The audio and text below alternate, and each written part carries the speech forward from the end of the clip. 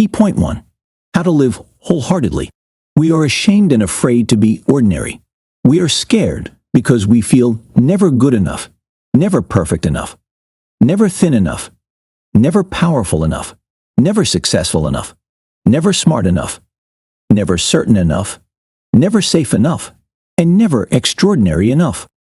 Narcissism is the standout feature of our culture. We lack the empathy to be compassionate and connected people. This sense of shame fuels our culture's scarcity mindset, as everyone becomes acutely focused on what's missing. There's a constant sense of something being limited or insufficient.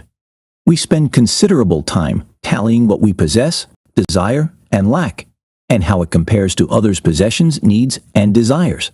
Our lives, relationships, families, and communities are measured against impossible, media-promoted ideals of flawlessness. According to Lynn Twist, author of The Soul of Money, scarcity is the never-enough dilemma. She states, "Our initial thought upon waking is, I didn't sleep enough," followed by, I don't have enough time. Whether factual or not, this notion of insufficiency automatically pops into our minds without us even pausing to scrutinize it. The majority of our days and lives are consumed in articulating, lamenting, fretting, or stressing over our lack of something. From the moment we wake, before our feet even hit the floor, we feel deficient and deprived of something.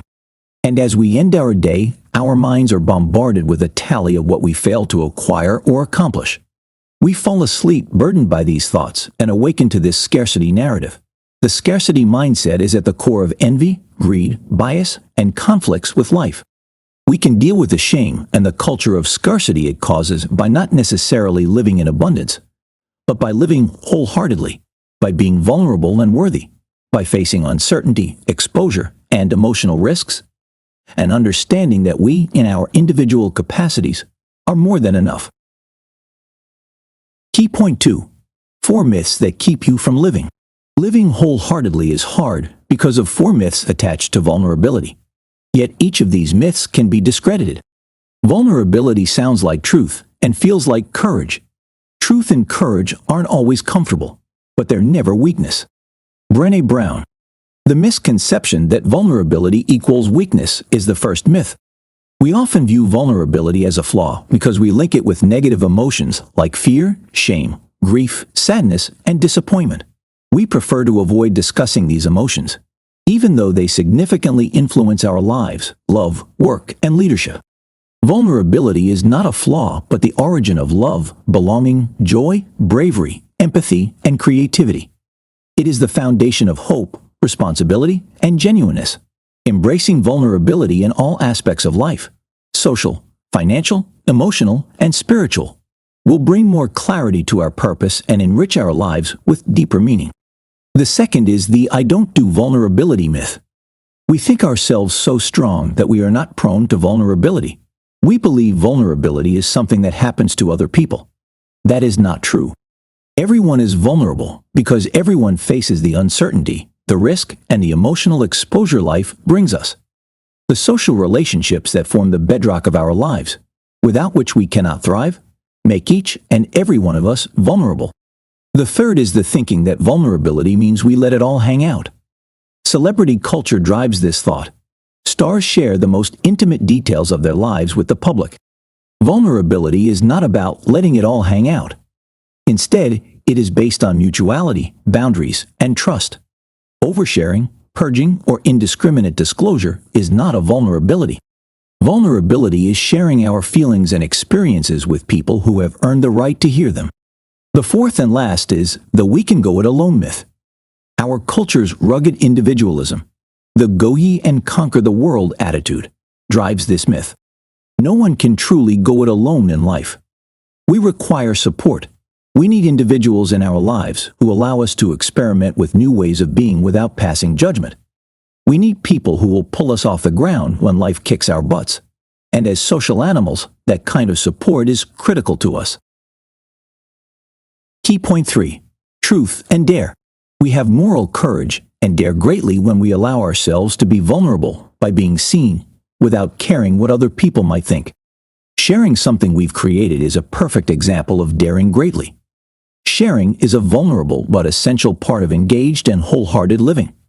Let's imagine we have created a piece of artwork we want to share with friends. Most of us attach our self-worth to how well the artwork was received. If our friends love it, we feel worthy. If they don't, we feel worthless. Courage starts with showing up and letting ourselves be seen. Brené Brown. This situation makes us do one of two things. We either strip away the most creative or innovative touches to make revealing it to our friends a less risky experience. Or we share the art in its most creative or innovative form and get crushed when the reception doesn't meet our expectations. Shame tells us we shouldn't have tried and are not good enough. Don't let shame crush you. Shame resilience is an essential skill.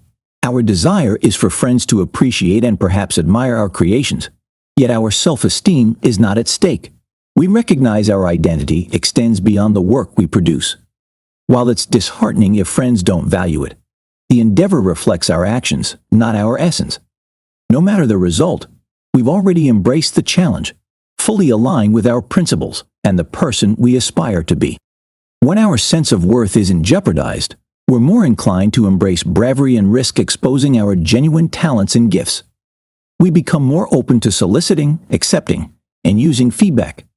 We become engaged and tenacious. We expect to try again until we get it right. We become more innovative and creative in our efforts. In the pursuit of daring greatly, errors and shortcomings recur. Failures, mistakes, and critiques will happen.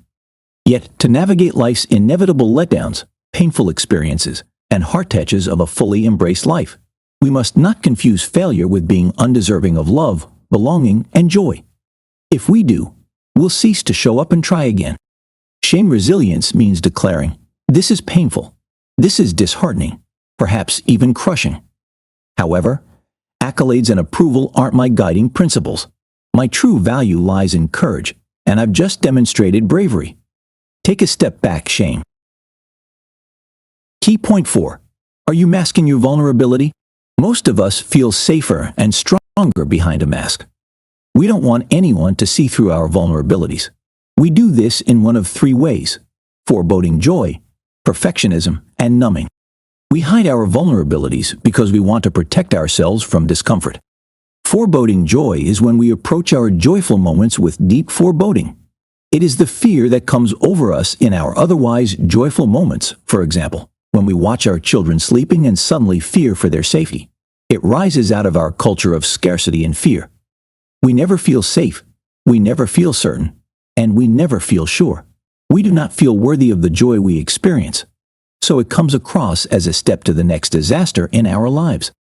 In these moments of joy, we become very vulnerable. A constant attitude of gratitude in our joyful moments is the way to dare greatly and fight off foreboding joy. Perfectionism is a harmful and addictive mindset that convinces us that if we appear perfect and perform everything flawlessly, we can evade or lessen the harsh emotions of shame, judgment, and blame.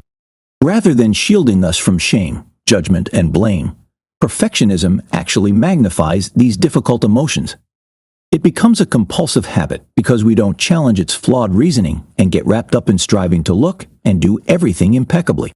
We can fight it and dare greatly by appreciating the beauty of our cracks, by making the journey from "what will people think" to "I am enough." This journey starts with cultivating shame resilience, self-compassion, and embracing our narratives. It involves acknowledging our truths about our identity, origins, beliefs, and the imperfect reality of our existence. It's about allowing ourselves leniency, valuing our imperfections, and being kinder and gentler with ourselves and others. Numbing is emotional seclusion, a sense of being barred from human connection and feeling powerless to alter the situation. We all numb our feelings to dampen our sense of vulnerability. An example is when we take to the bottle or get extra busy when faced with a crisis or tragedy. Numbing dulls the discomfort of our tough experiences, but also dampens the excitement of our experiences of love, joy, belonging, creativity, and empathy. There is no selective way to numb emotions. You numb one, you numb all.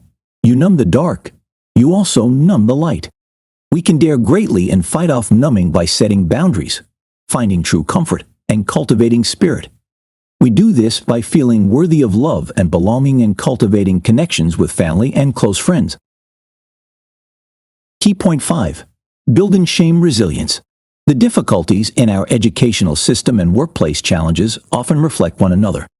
No business or school can prosper without creativity, innovation, and learning. The primary risk to these elements is disengagement from corporate leaders, executives or managers, or educational leaders, administrators or teachers. This issue stems from the old-fashioned belief that human organizations should function as machines. Unlike mechanical systems, human organizations are not made of inanimate parts. People within these organizations possess values, emotions, perspectives, motivations, and personal histories, unlike gears or wheels. An organization is defined not by its physical infrastructure, but by the relational networks of its people. To fight off this disengagement of the leadership of our corporations and schools, we need to re-engage by rehumanizing work and education. This challenge can be overcome by embracing vulnerability and acknowledging and addressing shame. However, we must first understand how shame incites fear, stifles vulnerability tolerance, and eradicates engagement, innovation, creativity, productivity, and trust in corporate and educational settings. Shame shows up in corporations or schools when leadership favors some and harasses others. Shame is part of an organization's culture if the preferred management tool is criticizing subordinates in the presence of colleagues, delivering public reprimands, or setting up reward systems that intentionally belittle, shame, or humiliate people. In schools, many teachers shame students over perceived inadequacies or an inability to learn. A staggering 85% of adults remember a school event from their childhood that was so humiliating it altered their self-perception as learners. They suffered a specific incident where their teachers told them they weren't good at something. We learn shame and how to shame in our families and somewhat believe it's an effective way to manage people or run a classroom. And when shaming becomes common in the workplace or at our places of learning, people disengage to protect themselves. They don't show up, refuse to contribute, or stop caring. Some even lie, steal, cheat, and rationalize it. Others quit work or school altogether. We can fight off shaming in our corporations and schools by making them shame resilient and by supporting leaders in these corporations or schools who are willing to encourage honest conversations about the negative effects of shaming. We can search where and how shame functions in our corporations or schools, especially how we engage coworkers or students. Building a shame-resilient culture is also possible when we enable individuals, whether colleagues or students, to openly share their shaming experiences and coping strategies. Ultimately, leaders and members of organizations and schools, including employees and students, should be educated in providing and receiving feedback that encourages growth and engagement. Did you know? According to Brené Brown, shame and guilt are different. While guilt is feeling bad about your actions, shame is feeling bad about you. Key point 6. Be the adult you want your children to become. Great parenting is not so much what we know about parenting. Rather, it is about who we are as parents. It is not whether or not we parent the right way, but whether or not we are the adults we want our children to grow up to be. We all want our children to be happy, make friends, succeed professionally, and stay safe in the world, but have no idea how to guarantee these outcomes. We would love to have a handbook that guides us through parenting, answers all our secret questions, guarantees the outcomes we want, and minimizes our vulnerabilities. Unfortunately, no such manual exists. There is no such thing as perfect parenting. We cannot guarantee any outcomes we desire in parenting our children. Parenting is filled with uncertainty and self-doubt, which makes it a minefield for shame and self-judgment. It's the reason why all shades of parents have made it into our culture. The attachment parent, the helicopter parent, tiger moms, and aloof dads. It's the reason there is an ongoing parenting conversation that does nothing to help matters. Our feelings of being worthy and sufficient originate in our primary families. It's where we discover our self-identity and learn to interact with the world as children. Here, we chart a path that will either lead us to spend much of our lives reclaiming our self-esteem or empower us with hope, bravery, and resilience for our life's journey. Our actions, thoughts, and feelings are ingrained in us and shaped by our surroundings. The family we grow up in molds our perception of love, belonging, and self-worth through what we hear, what we're told, and crucially, by observing our parents' interactions with the world. It means that as parents, we hold numerous impactful moments in guiding our children to comprehend, utilize, and value their innate traits and develop resilience against life's challenges. Our children are watching us closely, and they are copying us too. This situation makes who we are and how we engage with the world much stronger predictors of how well our children will fare in the world rather than what we know about parenting. The vulnerability inherent in parenting can be daunting at times, however. We must embrace it as it forms an abundant and fruitful environment for teaching and fostering connection, significance, and love. We must embody the values we seek to impart. Conclusion. Daring greatly by being vulnerable or living wholeheartedly is a good thing. It helps us live our full and authentic lives, free of any pressure from society's culture of scarcity. It will keep us focused on what matters, like modeling our lives for our children to copy, and exhibiting great leadership in our corporations or educational institutions. It will also remove our focus from what distracts us, such as keeping up with the Joneses. Our society would be better off for it too. And every time we fail, being vulnerable will give us the inner courage to pick ourselves up and keep trying until we succeed. Try this. Don't be afraid to reach out for help or support when you need it. Learn to forgive yourself for your mistakes and past experiences. Set healthy boundaries in relationships and in